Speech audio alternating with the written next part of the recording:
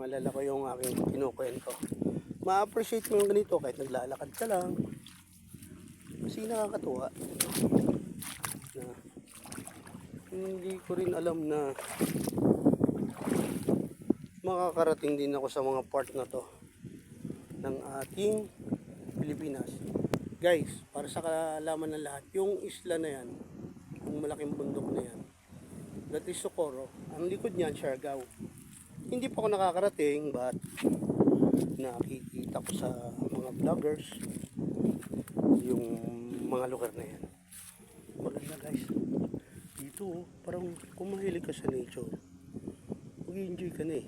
Kahit ganito lang. Diba? Sarap ng hangin guys. Galing sea breeze talaga. Sea breeze. Sarap po. Grabe. Shoutout nga pala kay Bunso at sa aking may bahay. Nandito ako naglalakad. Sana ma-appreciate nyo ang aking paglalakad dito. Yun lang. Mag-aliw ka, but alam nyo guys, napapansin ko palaki na ng palaki yung mga batong dagat dito. Iwas tayo ng konti kasi ayaw ko mag-climb dyan. Medyo ano na yan eh, medyo risky na yan. Yan oh. Grabe. Guys, mamaya ulit ha.